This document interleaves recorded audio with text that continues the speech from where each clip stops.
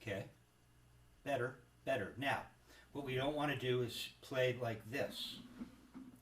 We want to play like this. Different. There you go. Yeah. Now that feeling is the most important feeling that you can get in touch with. This feeling, but you have to hold the sticks right here, half an inch, parallel bead to butt end. See, it's just laying in the hand. You could even take your thumbs off right now. We're not going to play like that, but you see it's laying in your hand. We don't want to be back. We just want everything hanging. And then we're going to put our thumbs back on. It's good, man. Okay. Now remember, I'm working on my, because I don't play this way. I play traditional grip, so we'll work on this together. Okay, so we're just going to get the feeling of always coming back to this. It's very relaxing. We're just coming back to that. It's turning and then waiting for a minute. Oh, you can't wiggle around. It's either a good wrist turn, or it's not such a good wrist turn. Oh, mine was a little better that time.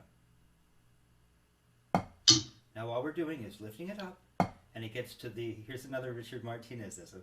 It gets to the top of the roller coaster, and it wants to come back down. Let's lift it up. Do it again. We don't want the stick wobbling all over. It barely does anything. You just lift it up, and it comes back. Don't come up quite as high this time. Just a little less. Yeah, right there. Do that again. Do it again. Oh, that was good. Do it in the other hand. Not bad. Do another one in the left. Not too high. Just fine. I want them both to be the same height each time, so you have to decide. Yeah, that's what your right was doing. More like that. That's right. Okay. Okay, that was really good. But I wish when you finished that you had just waited there. But not like a statue, because you're a human being that could move. But this position is so important, Hudson, that I want you to memorize it, because you'll never get anything to really work. None of this turning to the ceiling will make any sense in this technique if you don't learn to come down to right to here, right to here, and feel this. Okay? Now, when we played the chicken, we were playing da ba da. We slowed it down. We realized da ba da bo ba do bo da da da da 1 and 2 and 3. We'll slow it down more. Ba ba ba ba ba. Kind of cool, slow too. You see, music doesn't have to be a certain speed, but once we decide on the tempo, we have to keep it there. Okay. 1 and 2 and so do you have your metronome with you today? No. Okay, well it's okay. Next time I want you to please have your metronome, but it's cool. Because we're gonna feel this. You know? We're gonna feel the tempo. So just for future reference, if you were to practice, let's say away from the lesson, da da da da da, that's too fast. Da, I want you to play it. I want you, since we're not using the metronome, I want you to be thinking 16th notes. We could slow it down and play 8th notes, but we're thinking 16th notes, right? That's how we conceptualized it last time. Okay, here we go. So we need this position. We have to start in our position to get the arms right so that they're not like this, because this is not this. Right, that's how you fix it. You just bring them up without moving. This part doesn't move. It just comes up. So this is flat. See, it doesn't come up, and the elbow stays right where it is when it's here. It doesn't go back at all. It just stays right. It's just a joint. It just comes up. Yeah, I came up a little high that time. It would come up to there probably, right? Based on where your practice bed is. Yeah, okay, better. That's the feeling. I want this part of your arm to just be hanging. It's a really big deal. See? And to have the patience to get into that, to just meditate, now you're meditating.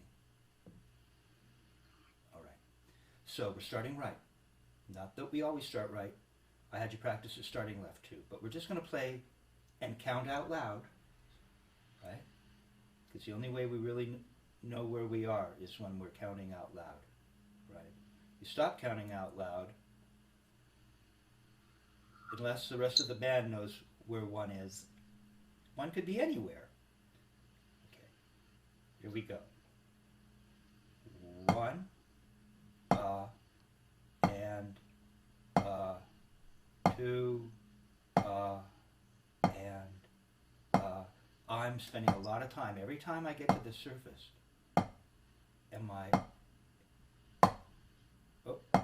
caught the shank in my right. So I'm just lifting it up and letting it come back down. I'm not doing anything in my hand. All I'm doing is turning my wrist. Now count out loud. That's really good, man. 1, and 2, and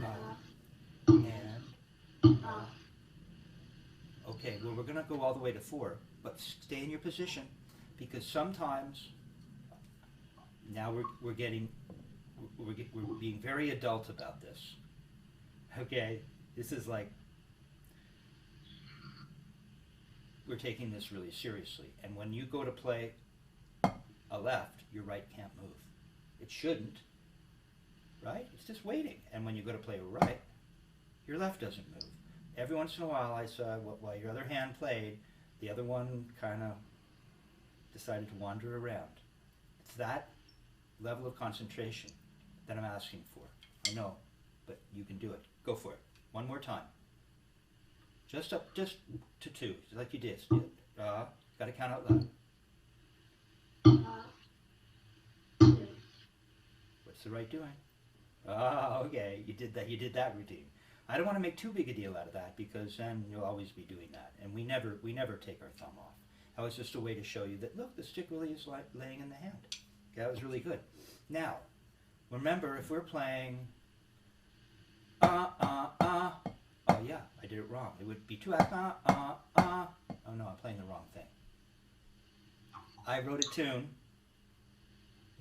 based on that tune we're thinking about, the chicken.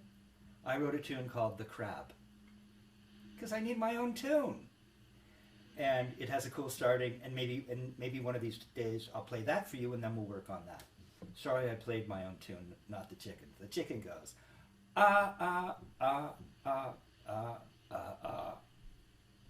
boom, go, gay, go. We're real slow, but that's what it is. So it's 16th notes. So it's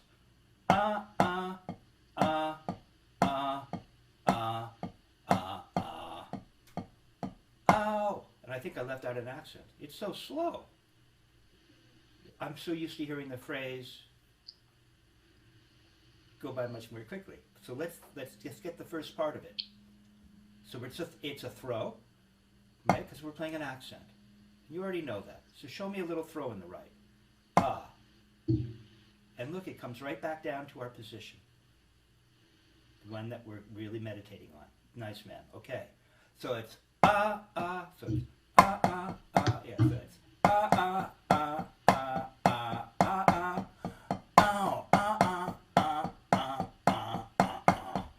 ow, right? So it's so it's 1 and 2 and So we're just going to do that for a minute. All accents in the left, except for the very first right.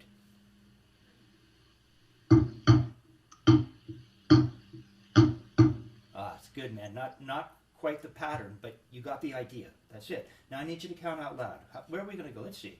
1, so,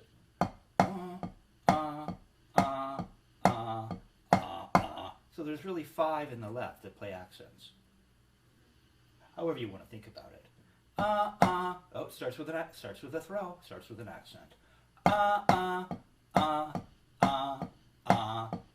So it's 1 and 2 and 3 and 4 and.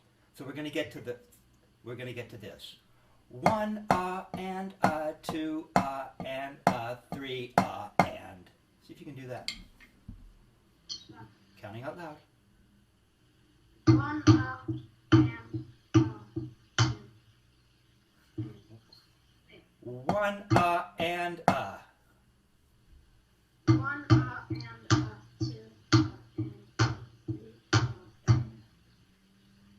I think you were right. 1 and 2 and 3 and. Do it again.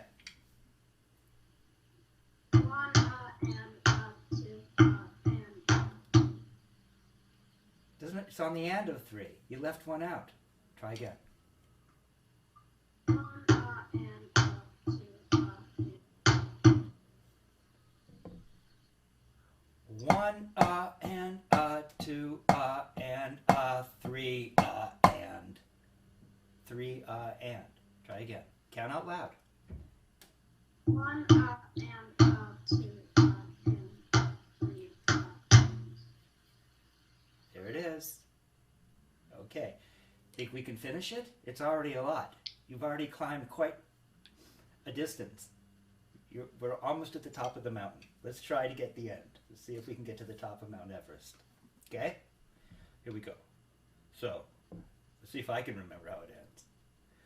1 and 2 and 3 and 4 and. 1 and 2 and 3 And 4 and. That's it. Got to keep counting. And I don't mind if you need to slow down like that to get your. That's okay. Take your time. Find your own way for a minute. 1 and 2 and 3 and. 4 and. How can we dovetail the 2? You're almost there. 1 and 2 and 3 and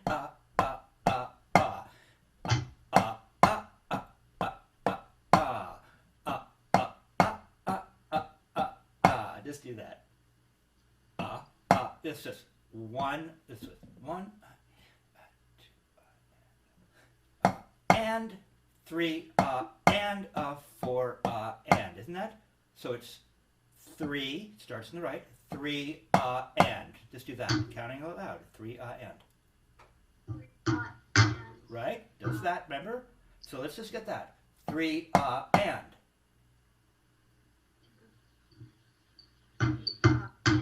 No, it starts not with an accent. 3 and. 3 and. Yeah, cool. Do it again. 3 and.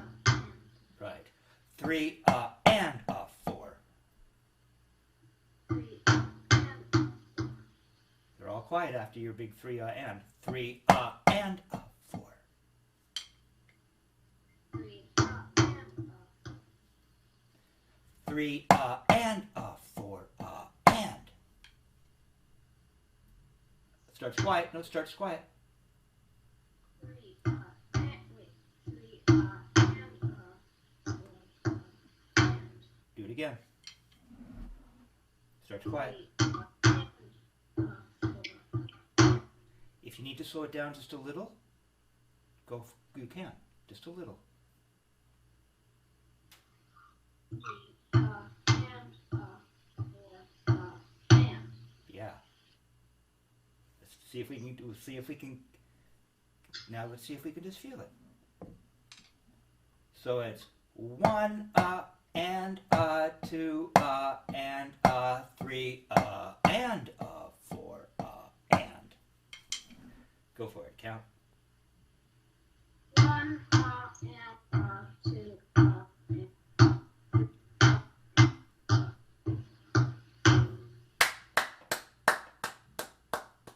that's when you take your bow and you split, right? You always leave on a high note. Nice to see you, Hudson. Amazing. Bye. Yay. Okay, so you see you can do it. That was really good. Now, really what we're doing is I've kind of done something backwards, really, because I think Murray Spivak and Richard Wilson would have you go through the up and down motion exercise before they would start getting into stringing a bunch of accents together like I just did, right? But for you, I went in the direction of music, and it happened to be harder than maybe some of the exercises that you would work on. But what we're really going to do is we're going to go back to those exercises so that you can play something like that up to speed, right? Right? Because really, you've got this going. We've just got this going. That's it.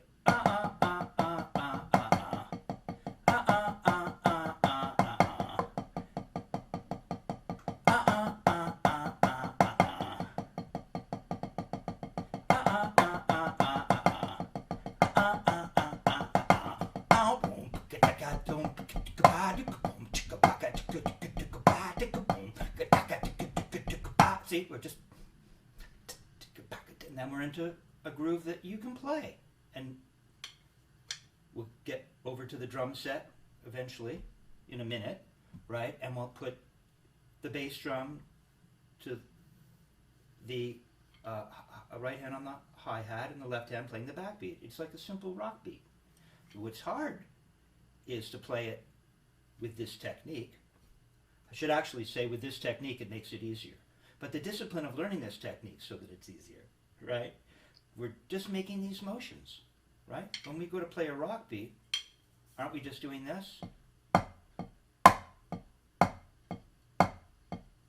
Right? We've got those little eighth notes, and then we're just doing this. Go ahead and do that for me. Remember what that's called? Remember what Murray Spivak called it? When you go from up to a down like this? He called it a single stroke. Isn't that all you're doing? Now just play a couple of these. Now just play a couple of these. Right? And then do this. See? We can play notes without accents, or we can play notes with accents, and it's this little motion that we make to go up and down when we're ready.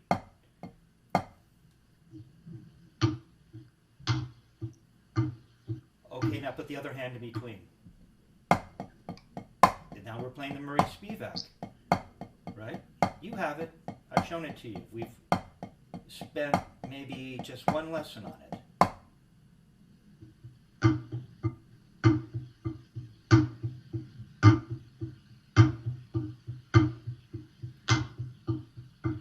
Okay, that's good. And stop. Always stop for just a minute.